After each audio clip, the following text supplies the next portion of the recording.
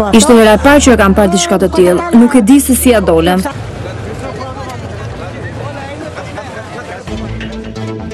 Zjarret në zonën turistike pa kilometra larg Athinës shkaktuan mbi 74 të vdekur në Greqi. Qeveria shpall 3 ditëzie. Robert Goro raporton pas pak informacionet e fundit.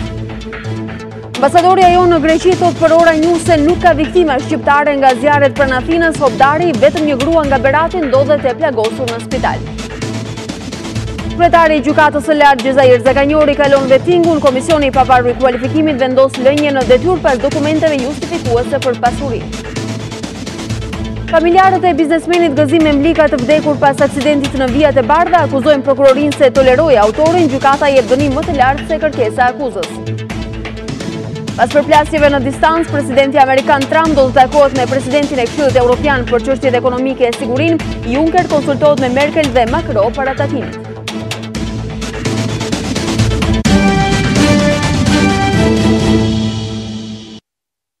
Të nderuar shikues, mirëmbrëma, mirë se vini në edicionin qendror të lajmeve këtu në Ora News. Greqia ka kaluar 24 orshin më tragjik të dekadës së fundit pasi zjarret, të cilat ranë vetëm 30 kilometra larg Athinës, kanë mbarë jetët e mbi 74 personave. Flakët përfshin një resort turistik pranë detit, duke rrethuar pushuesit nga të gjitha anët pas një shans për të shpëtuar. Shumica e viktimave u gjetën të përqafuar dhe të ngjeshur me njëri tjetrin në pamundësi për t'u larguar nga ferri që pushtoi rajonin e Atikës. Të paktën 74 persona kanë humbur jetën në Greqi si pasojë e zjarreve masive që kanë prodhuar një prej fatkeqësive më të mëdha në më shumë se një dekadë për vendin fqinj. Autoritetet dhanë alarmin duke shpallur gjendjen e jashtëzakonshme, ndërsa qytetarëve u është kërkuar të lënë shtëpitë. Dëshmitarët përshkruajnë momente të tmerri ku situata më tragjike u regjistrua në fshatin Mati. Në këtë zonë 26 persona, shumica nga njëjta familje dhe pjesa dërmuese fëmijë, u gjetën të ngjeshur dhe të përqafuar me njëri tjetrin në mes të flakëve dhe pas një shpresë shpëtimi. Flakët prekën një resort turistik fare pranë detit. Disa familje e kuptuan shumë vonë rrezikun që u kanosej, duke u gjendur të bllokuar nga të gjitha anët prej zjarrit, ndërsa kjo grua që e konsideron veten me fat, shprehet se mundi të gjente një shteg në mes të ferrit dhe të shkonte drejt detit. Zjarri u përhap me shpejtësi, asa nuk e kuptuam se çdo të ndodhte në fillim. Ishte hera e parë që e kam parë diçka të tillë, nuk e di se si ja dolem. U bëm si kushëre bletësh në det. Të gjithë po qëndronin pranë njëri tjetrit në breg të detit. Dëshmitar të tjerë japin fakte tronditëse, teksa autoritetet konfirmojnë se viktima me vogël në moshë ishte një foshnjë 6 muajshe që ndroi jetë për shkak të asfiksisë. Pamja që rezervoi e nesërmja ishte kjo. Çdo gjë e shkrumbuar që nga hoteli deri tek makinat përballë. Kjo ishte tragjedia më e madhe që e godet Greqinë pas 11 vitesh, kur flakët masive përfshin nga dishullin e Peloponezit, një ngjarje që regjistroi gjithashtu një bilanc tragjik me 10 viktima. Kryeministri grek Aleksis Tsipras ka shpallur 3 ditëzie kombëtare pas tragjedisë së zjarrit në Greqi. Shefi i ekzekutivit Helen u shpreh se në këtë moment të vështirë ndan dhimbjen me personat që u prekën si dhe me familjarët e viktimave. Ndërkaq ka nisur dhe hetimet për rastin ku nuk përjashtohet as mundësia që të flitet për një akt të qëllimshëm. Me Athinën janë solidarizuar të gjitha vendet evropiane. Përballë situatës së jashtëzakonshme, kryeministri i Greqisë Aleksis Tsipras i është adresuar kombit përmes një videomesazhi ku shpreh ngushëllimet për të gjithë ata që u prekën nga kjo tragjedi, me premtimin se askush nuk do të harrohet. Shefi i ekzekutivit lajmëroi 3 ditëzie kombëtare në nderim të viktimave, duke shtuar se sot Greqia vuan dhimbjen e personave që humbën jetën, por edhe të qytetarëve që humbën të afërmit e tyre. Tsipras falenderoi gjithashtu autoritetet vendase për kundërpërgjigjen e menjëhershme ndaj gjendjes emergjente, si dhe partnerët që sollën infrastrukturën e tyre për shuarjen e flakëve.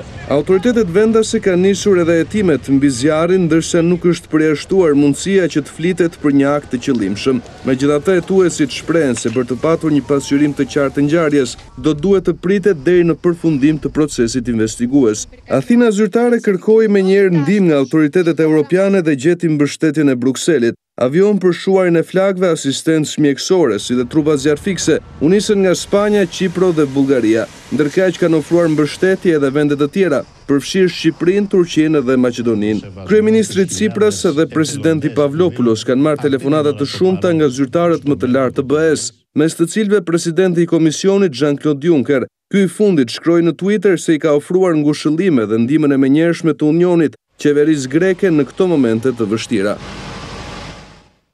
Edhe gazetari Ora News në Athinë, Robert Goro, e ka ndjekur nga afër situatën e zjarreve në Greqi. Në këto momente do të kemi një lidhje të drejtë për drejtë me Skype për situatën dhe zhvillimet e fundit atje.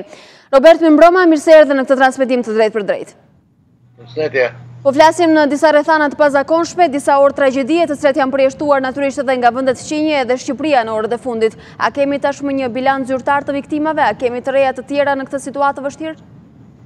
Në fakt, bilanci zyrtar ka mbetur ai deklaruar para rreth 3 orës, kur u tha se ishte 74 numri të vdekurve dhe 187 numri të plagosurve, ndërkohë para gjysmërores bëri ditur se komandot e ushtrisë greke e forcave të shpëtimit kanë gjetur edhe 2 trupa të tjerë pa jetë në zonën Matis, por kjo ende nuk është konfirmuar. Gjithsesi, pavarësisht mungesës së një konfirmimi zyrtar, është e qartë që numri të vdekurve deri në këto moment është 76 dhe vazhdon të mbetet frika se ky numër do të jetë edhe më i madh, po të marrim parasysh se ende nuk kanë filluar kontrollet brenda në shtëpitë e shkatruara, por gjithashtu ende nuk është verifikuar as numri i saktë të zgjuarve, po të marrim parasysh një apel që bëri para pak shërbimi i zjarfikësve, ku kërkonte që për personat të zgjuar të drejtohen vetëm në një numër telefoni.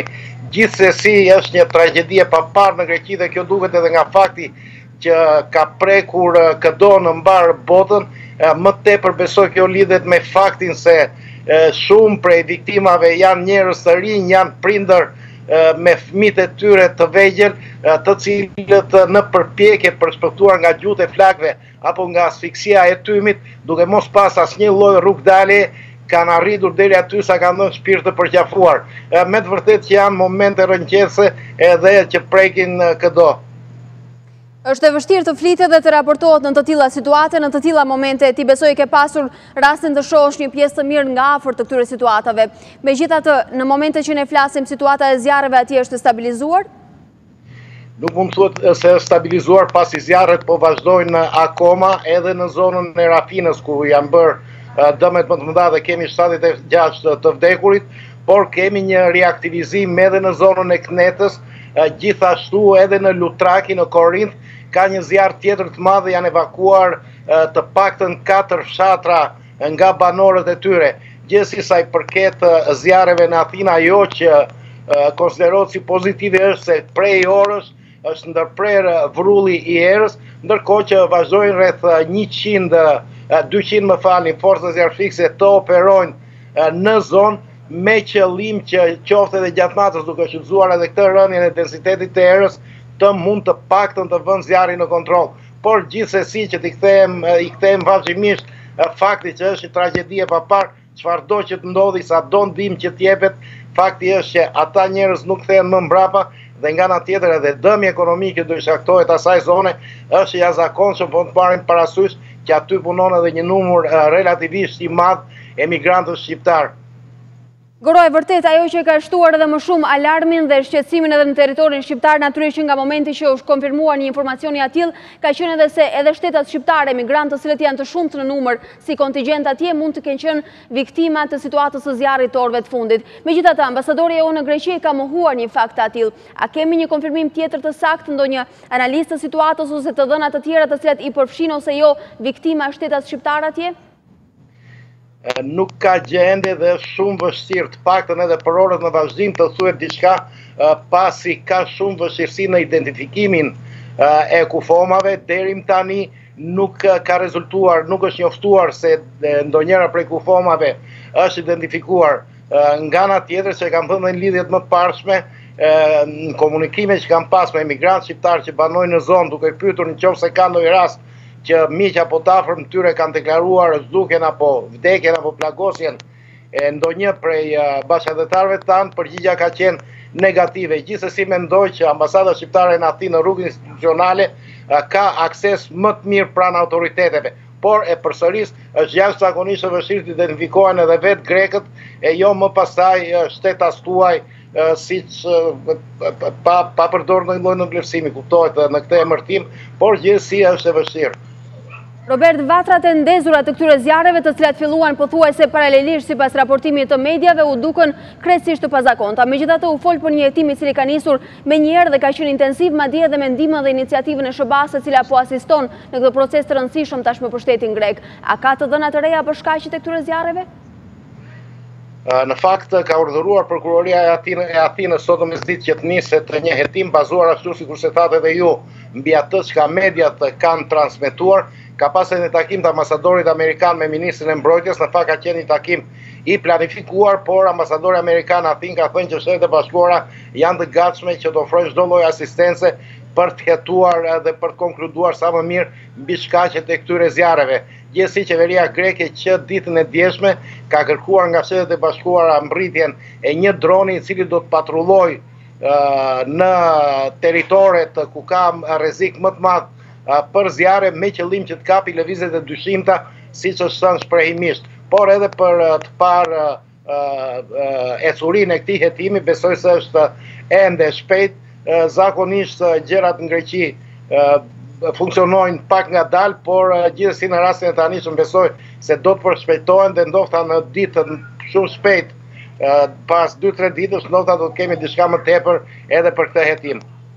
Goro, unë të falenderoj edhe njerë që na ke mbajtur të informuar në këtë situatë të pazakontë nga ora në orë me informacionet të vazhdueshme, intensive dhe korekte. Ne do të metemi në kontakt dhe sigurisht që do të kemi edhe lidhje të tjera të drejtpërdrejta. Të falenderoj edhe njerë që nuk mungove edhe sonte në edicionin qendror në Ora News.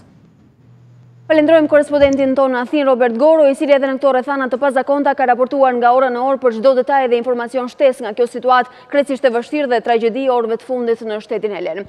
Ndërkohë, ambasadoria shqiptare në Athinë ka mohuar faktin se mund të ketë edhe emigrantë shqiptar në radhat e viktimave. Megjithatë, për informacionet më të fundit do të kemi edhe një përmbledhje të deklaratës së saj. Ambasada shqiptare në Athinë që në orën 13 ka konfirmuar për Ora News se nuk ka asnjë viktim nga komuniteti shqiptar që jeton në zonat e prekura nga zjarri. Por në një lidhje tjetër telefonike për Ora News, ambasadoria shqiptare në shtetin helen, Ardiana Hobdari, rikonfirmoi se nuk ka asnjë viktim, por vetëm një shtetase 63 vjeçare nga Berati e lënduar nga flakët, e cila gjendet jashtë rrezikut për jetën. Deri tani kemi të konfirmuar zyrtarisht nga zyra emergjencave të Ministrisë Punëve të Jashtme dhe e Ministrisë së Shëndetësisë greke, një shtetase të lënduar, të cilën ambasada e kontaktoi duke vajtur në spitalin Evangelismo, e cila është totalisht jashtë rrezikut për jetën, është një shtetase 63 vjeçare nga Berati, e cila jetonte në një zonë në Amakri, e cila ishte më së shumti e prekur nga zjarret. Ambasada shqiptare në Athinë ka vendosur një numër telefoni në dispozicion të familjarëve të emigrantëve shqiptar për të raportuar për çdo rast apo për të kërkuar ndihmë. Ora News kontaktoi dhe me një emigrant shqiptar që banon në qytetin Namaki, zona është shumë afër vatrave të zjarrit. Emigranti Nikol Boçi tregoi që flakët u shpërndan shumë shpejt dhe që çdo gjë u shkrumbua. Unë jetoj në qytetin Namaki, zona ku është shumë afër zjarrit. Dhe jashtë shpejt janë mirë, domethënë për një orë do dësh gjithçka. Sipas në televizionit që shohim ka akoma njerëz të humbur, po nga ana e njerëzve që rrinë në një pallat nuk e kemi. Tani është bërë gjithçka shkrum. Sipas mediave greke, numri i viktimave dhe i të plagosurve është shumë i lartë dhe pritet të rritet në orën e vijim, pasi vatrat e zjarrit ende nuk janë shuar. Greqia ka shpallur gjendjen e jashtëzakonshme dhe 3 ditë zije kombëtare në ndër të viktimave. Drejtues të lartë të shtetit shqiptar tashmë kanë shprehur solidaritet me popullin grek të prekur nga pasojat e rënda të zjarreve në zonën e Athinës, ndërsa kanë ofruar edhe gatishmërinë për ndihmë. Presidenti i Republikës Ilir Meta i është drejtuar me një letër homologut grek ku shpreh ngushëllimin për viktimat, ndërsa ministri i jashtëm Bushati shpreh se qeveria shqiptare gjendet pranë popullit grek në këtë situatë të vështirë. Edhe shefi i opozitës Lulzim Basha dhe kreu i Bashkisë së Tiranës Erion Veliaj kanë shprehur solidaritet për viktimat e zjarreve në Greqi, duke uruar që pasojat të jenë sa më minimale. Presidenti Ilir Meta i është drejtuar me një letër homologut të tij grek ku shpreh ngushëllimet e sinqerta për pasojat e rënda të zjarreve. Meta shkruan se uron që flakët të vijen sa më parë në kontroll, në mënyrë që të shmangen të tjera viktima. Lutem që të mos ketë viktima të tjera në njerëz dhe që zjarret e egra të vihen shpejt nën kontroll nga autoritetet zjarrfikse greke. Ju siguroj se në këto momente të vështira, unë dhe populli shqiptar jemi krah jush. Ndërkohë ministri për punët e jashtme dhe Evropën Ditmir Bushati shkruan se i uron shërim të shpejtë të prekurve nga kjo tragjedi. Në këtë moment të vështirë ne jemi pranë fqinjit ton, Greqisë, dhe shprehim ngushëllimet tona për familjarët e viktimave. I urojmë shërim të shpejtë të prekurve nga kjo tragjedi. Kreu i opozitës Lulzim Basha ka reaguar duke shkruar se lutet që drama të ndalet këtu dhe të mos ketë më viktima.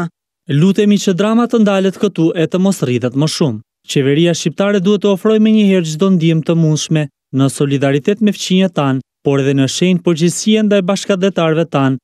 Kryebashkiaku Erion Velia i gjithashtu i ka shkruar homologut të tij grek Aminis, duke u vënë nga gatishmëri për çdo ndihmë. Tirana solidarizohet me miqtë tanë në Athinë, që po luftojnë me ferrin e vërtetë të zjarreve. Jemi të trishtuar nga humbja e jetëve dhe lutemi që zjarret të vijnë në kontroll sa më shpejt të jetë mundur. Këshilli ynë i qytetit do të japë një kontribut nëpërmjet ambasadës greke për të ndihmuar qytetin tonë motër. Aktualisht situata e zjarreve në periferi të Athinës është më e qetë, ndërsa zyrtarisht janë identifikuar deri më tani mbi 60 viktima e qindra të plagosur. Dështim të partive politike, kështu e ka komentuar shtyrjen e votimit për shkollën e magjistraturës i ngarkuari me punë në ambasadën e Shteteve të Bashkuara në Tiranë, David Muniz. Në një prononcim për zërin e Amerikës, ai tha se ndryshimet ligjore të cilat dështuan të miratohen do të sillnin zhbllokimin e regjistrimit të studentëve të ri për këtë vit akademik në shkollën e magjistraturës dhe emërimin e të sapo diplomuarve.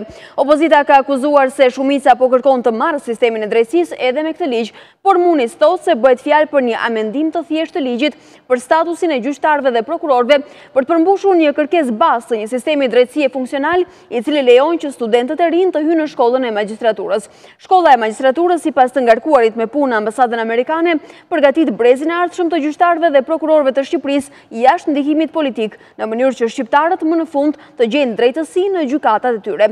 Politikanët shqiptarë sipas Muniz kishin mundësinë të ndërmerrnin këtë hap të thjeshtë para dhe të hapnin dyert për një klasë të re studentësh, por ata nuk e bën këtë, ka vjuar ai. Sipas tij, me sa duket, politikanët kanë frikë nga sundimi i ligjit dhe prandaj nuk punuan së bashku për të mbështetur shkollën e magjistraturës dhe reformën në drejtësi, edhe pse vettingu po ecën me hapa të shpejtë.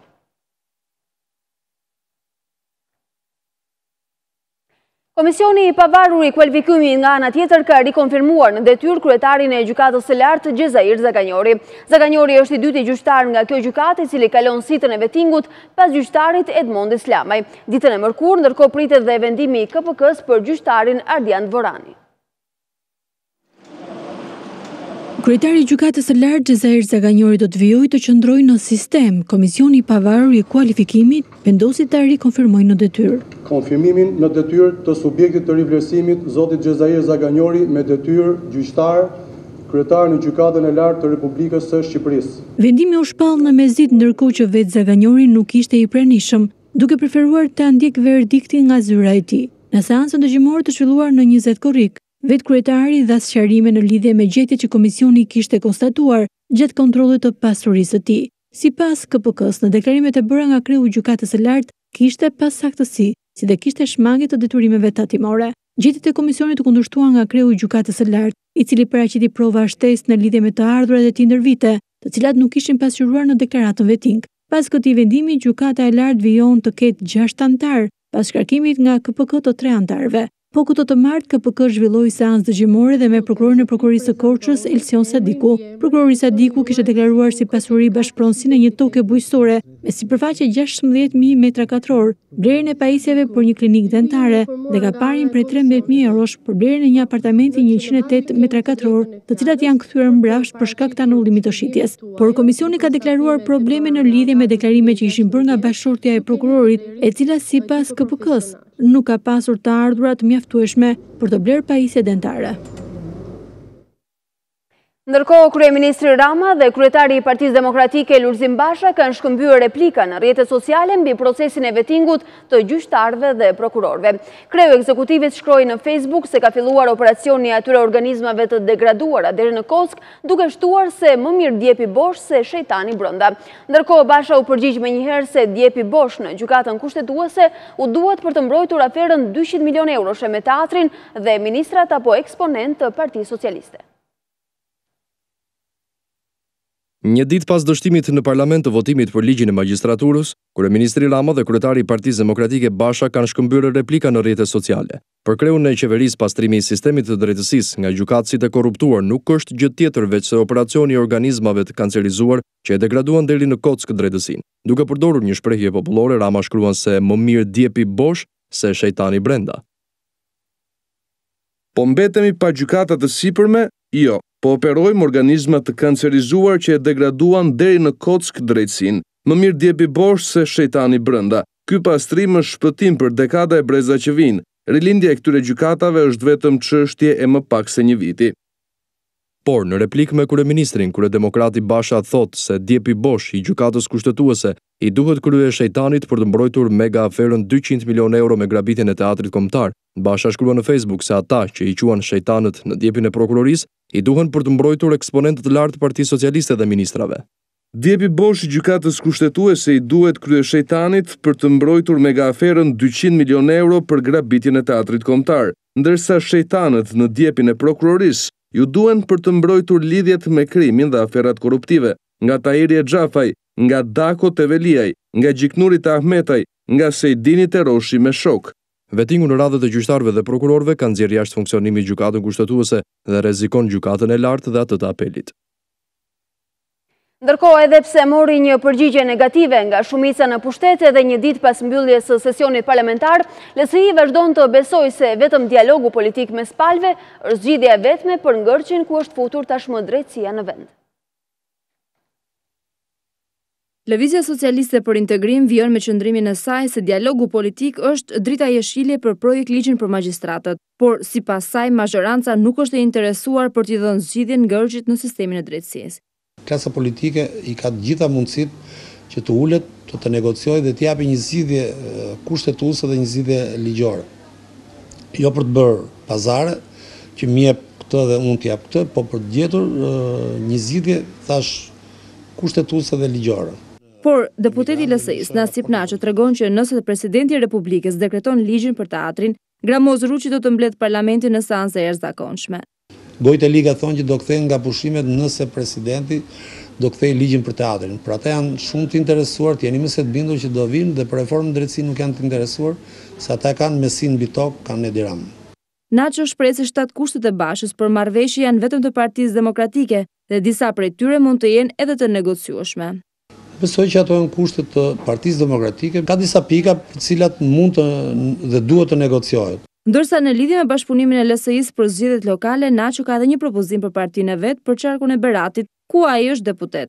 Në qarkun e Beratit do doja që të dilja vetëm me të gjithë kandidatët që mund të jenë në 5 bashkitë e Beratit. Vota e emigranteve sipas deputetit të LSI-s është një çështje që mazhoranca nuk është e interesuar ta zgjedhë, pasi mund t'i kthejë edhe rezultatin, ndërsa votimi elektronik mund të pilotohet në Tiranë dhe Fier për zgjedhjet vendore.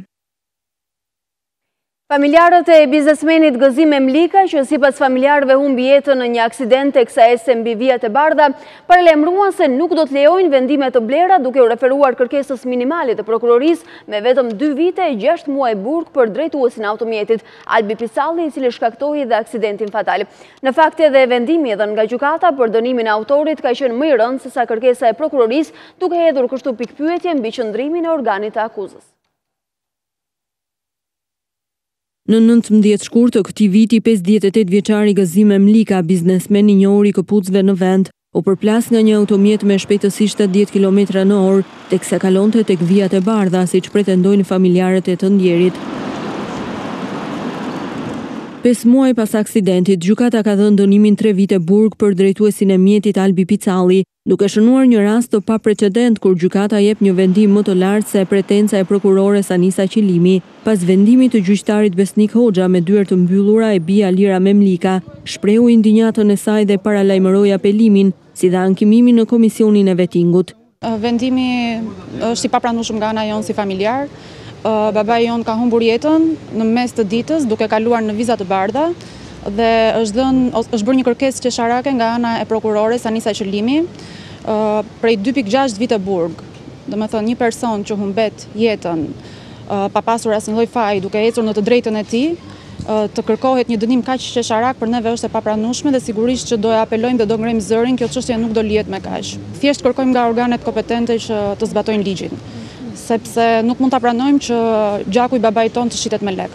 Avokati i familjarëve të Memlikës Detar Hysi i ka dërguar një letër të hapur organeve më të larta të drejtësisë në vend, kryeprokurores Marku dhe ministres Etilda Gjoni. Rreshjet e shiut dhe breshrit, të cilat përfshin pas ditën e së hënës disa prej zonave të vendit, kanë shkaktuar dëme të mëdha edhe në sektorin e bujqësisë. Fermerët e Korçës dhe Elbasanit ishin më të prekurit. Në Goskov, vërshimi i përrojit të fshatit dëmtoi prodhimet bujqësore, 4 biznese dhe disa makina, ndërsa breshri i pazakontë në fshatin Gurizin e Elbasan ka dëmtuar thuajse gjithçka në të mbjella dhe pemët frutore. Këto janë pasojat e vërshimit të përrojit të fshatit Goskov në Korçë pas ditën e të hënës ku uji mori përpara çfarë gjeti, duke dëmtuar 4 biznese, disa makina dhe vënë në pushtetin e tij toka me prodhime bujqësore. Sipas banorëve, çdo gjë ndodhi në pak minuta, ndërsa pajsuan bashkinë se nuk ka pastruar përrojin. Në atë moment po punomi me djalin, isha në magazinet, erdhi uji si shpëtuam, domethënë në përplasi uji në dyer, rrezovi muret, makinat. Bujqësia është sektori ku dëmet janë më të mëdha. Kulturat e stinës janë dëmtuar nga rreshtet e shiut dhe breshri, ndërsa fermerët thonë se kanë humbur gjithçka. Ka ardhur një uje që s'ka ndodhur as për 30 vjet përpara. Nga ana tjetër, Drejtoria e Bujqësisë dhe Emergjencave Civile është në terren duke vlerësuar dëmet, për të cilat nuk dihet nëse fermerët do të marrin kompensim. Normalisht ne do të bëjmë verifikimin e tyre, do të japim informacion në Ministrinë e Bujqësisë, por unë atë çka desha të thosha është që fermerët duhet të kenë parasysh që këto kultura bujqësore duhet sigurohen. Stuhia e breshrit ka shkaktuar dëme edhe në Gurë të Zi të Elbasanit, ku ka dëmtuar prodhimet e stinës, vreshtat dhe pemët frutore. I vjen gjinaf zoti për herë opin me këtë makiazh bë. Ne ndëmtu të gjirat, nuk shkojnë ma të çështë shesësh. Çe ka pas domatja, aja sidomos e lashta që janë me kokra, aja ka skatu, nuk bën më. 80%, 90% ka marrë çdo gjë. Pasoja nga rreshtit e shiut dhe breshërit pati edhe në qytete të tjera të vendit. Ndërsa reparti i imazherisë në Spitalin e Shkodrës u kthye në funksion pas ujit që vërshoi brenda ambienteve, gjastuisë e cila përfshiu vendin pas ditën e kësaj të hëne. Drejtoria e spitalit sqaroi se nuk ka dëme në pajisjet mjekësore, ndërsa shkak për situatën e paprecedent u bë bllokimi i kolektorit të shkarkimit, i cili kalonte përmes terracës. Edhe pse uji vërshoi brenda mjediseve të Spitalit të Shkodrës duke ndërprer punën në repartin e imazherisë e duke krijuar një situatë kaotike, fatmirësisht ai nuk shkaktoi dëme në pajisjet spitalore.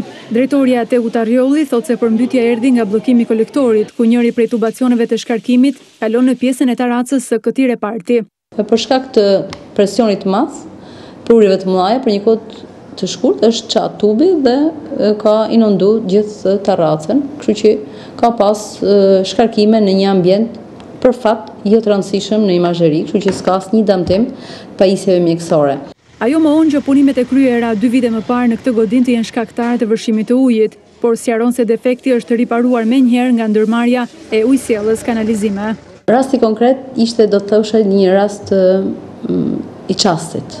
Për përmbytjet e spitalit reagoi edhe deputeti demokrat Bardh Spahia, i cili akuzoi Ministrinë e Shëndetësisë dhe kryeministrin Rama si shkatrimtarët e këtij sistemi. Urgjentisht të marrin masat për ndryshimin e kësaj situate menjëherë, situatë e cila sigurisht vën në rrezik jetën e qytetarëve shkodran. Ndërkohë, mëngjesi i së martës e gjeti normale situatën në plazhin e Vlorës dhe qytetin e Fierit, që u përfshin nga stuhia pas ditën e të hënës. Kosova e Shqipëria përuruan të martën përfundimin e punimeve për pikën e përbashkët të kalimit kufitar në Morin, një investim 1.4 milion euro. Bashkë me Bashkimin Evropian, 12 pika kalimit është ndërhyrja pritet të jap efekte pozitive në shkurtimin e kohës së kalimit të njerëzve, por edhe mallrave mes të dy vendeve.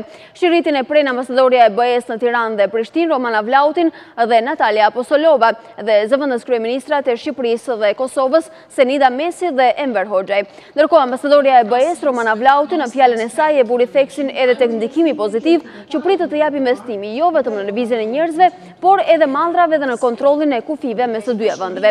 Vlerësimi e projektit mori edhe nga përfaqësuesja e BE-s në Kosovë, Apostolova, ndërsa zëvendës kryeministre shqiptare Senida Mesi u shpreh se ky investim ofron një infrastrukturë moderne e cila siguron kontrolle kufitare efektive, por edhe eficiente në përputhje me të gjitha kërkesat e Bashkimit Evropian dhe specifikisht sipas standardeve të zonës Schengen.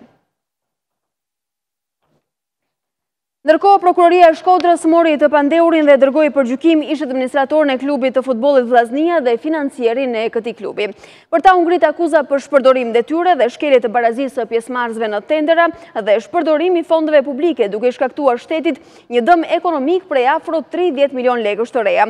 Konkretisht, sipas prokurorisë, të akuzuar janë shtetasit Fatos Gjurezi, administratori i shoqërisë nga data 1 shtator 2012 deri në datën 12 gusht 2014, Neritan Kalemishi, administratori shoqërisë nga data 12 gusht 2014 deri në datën 8 janar 2016 dhe Denis Fani, financier i shoqërisë. Ndaj këtyre shtetasve është filluar procedimi penal për pastrimin e produkteve të veprës penale ose veprimtarisë kriminale. Akuza kryesore ndaj tyre është se nuk kanë zbatuar ligjin për prokurimin publik, duke arritur përfitime të paligjshme financiare. Lideri i Shteteve të Bashkuara, Donald Trump, do të pres pikërisht në një takim presidentin e Këshillit Evropian Jean-Claude Juncker, me cilin do të diskutohet mbi çështjet ekonomike dhe ato të sigurisë. Palët kanë pasur përplasje në distancë mbi shkëmbime tregtare përballë paralajmërimeve të Donald Trump mbi vendosjen e tarifave ndaj produkteve europiane. Presidenti i Komisionit Evropian Jean-Claude Juncker do të zhvillojë të mërkurën një takim me liderin e Washingtonit Donald Trump në Shtëpinë e Bardhë, ndërsa ekspertët presin një tjetër përplasje mbi çështjen e tregtisë. Mediat kanë mundur të mësojnë se përpara vizitës Juncker është konsultuar me disa prej liderëve evropian, përfshirë kancelaren gjermane Angela Merkel edhe presidentin francez Emmanuel Macron. Vendet e BE-s kanë qenë kritike me Donald Trump për shkak të tarifave që janë prezantuar së fundmi mbi çelikun dhe aluminin. Gjithashtu, presidenti amerikan ka paralajmëruar se do të tarifojë edhe eksportuesit e automjeteve, gjë që ka alarmuar sidomos Gjermaninë. Jo më larg se të hënën Trump nënvizoi se Shtetet e Bashkuara do të jenë mjaft ashpra në këtë pikë, pasi sipas tij, Europa ka abuzuar gjithmonë në kurriz të kompanive amerikane që trajtohen në mënyrë të padrejtë në tregun e kontinentit të vjetër. Përveç çështjeve ekonomiko-tregtare, Trump dhe Juncker do të flasin edhe për temat e sigurisë pas samitit të NATO-s, ku presidenti amerikan kërkoi një rritje të ndjeshme të shpenzimeve ushtarake, për të tejkaluar edhe marrëveshjen e tanishme që parashikon se buxheti i një vendi antar të aleancës për mbrojtjen duhet të jetë në nivelin e 2% të GDP-s. Mbetet të shihet se cili do të jetë qëndrimi i Juncker në kushtet kur disa vende anëtare të BE-s, por edhe vetë Brukseli, shprehen se Europa duhet të fillojë të mbahet me këmbët e veta kur flitet për çështjet e sigurisë. Ne do të rikthehemi sërish tek situata e zjarreve në Greqi me një informacion të minutave të fundit ku duket se 3 shqiptar janë të plagosur në spitalet vendase të Greqisë. Pak momente më parë ka qenë ambasada e Republikës së Athinës, ku është njoftuar sipas verifikimeve të kryera në terren në të gjitha spitalet në zonën e Athinës, si dhe nga burime zyrtare të emergjencave civile në Greqi, rezulton se përveç rastit të qytetarës shqiptare në spitalin e Athinës janë dhe 2 fëmijë nga 100 familje, të moshave 10 dhe 13 vjeç nga Fieri, të shtruar në spitalin pediatrik Agia Sofia, por në gjendje të mirë shëndetësore. Sipas ambasadës, ditët në vijim pritet një konfirmim zyrtar nga autoritetet greke për identifikimin e viktimave të kësaj tragjedie. Ambasada deklaron se është në ndjekje të situatës duke komunikuar në vijimsi me autoritetet kompetente. Një pjesë e rojeve bregdetare në plazhin e Talis në Lezhë nuk janë të specializuar në dhënje e ndihmës së parë për pushuesit të cilët mund të përballen me rrezik të vazhdueshëm gjatë qëndrimit në plazh. Në vijën bregdetare të Tales janë ngritur 7 kulla vrojtimi, por rojtarët e paqertifikuar i zbehin masat për garantimin e sigurisë së pushuesve në plazhin i cili po bëhet çdo ditë më i frekuentuar. Në bregdetin e Tales në Lezhë janë ngritur 7 kulla vrojtimi, por ojet bregdetare të angazhuar për sigurinë e pushuesve janë të pa certifikuar për dhënien e ndihmës së shpejtë siç e kërkon ligji. Problematika pranohet nga administratori i Shënkollit Albert Rusti, i cili paralajmëron masa ndëshkimore për subjektet që nuk kanë plotësuar detyrimet e përcaktuara në kontratë. Në bregdetin e Tales janë vendosur rreth 7 kulla vrojtimit me një distancë rreth 2 kilometra që është e shfrytzuar nga operatorët e biznesit. Problem ngelet për ne në zonën e bregdetit pjesa e rojeve të certifikuar, por ne si njësi administrative do marrim masa ndëshkuese për këto biznese që nuk zbatojnë rregullat e vendosjes në kontratë. Pushuesit thonë se prania e kullave dhe vrojtuesve është siguri më shumë për ta, ndërsa janë të kënaqur me atë çfarë ofron Talja. Ne kemi parë rregullisht. Siguria dem tash me sa shohim ne tash është shumë e mirë, e garantuar, e qetë, që nga veni qetë, pas tërti. 10 pushues kanë humbur jetën gjatë këtij sezoni turistik në plazhet e vendit nga jugu në veri, edhe për shkak të mungesës së masave të sigurisë në plazhe dhe vonesës në dhënien e ndihmës së parë. Rasti më i fundit u regjistrua të dielën në Velipoj. Çdo subjekt i cili ka marrë me qira një plazh e ka detyrim ligjor vendosjen e vëzhguesve të plazheve, si dhe vendosjen e flamujve për të treguar detin me dallgë dhe motin e përkeqësuar.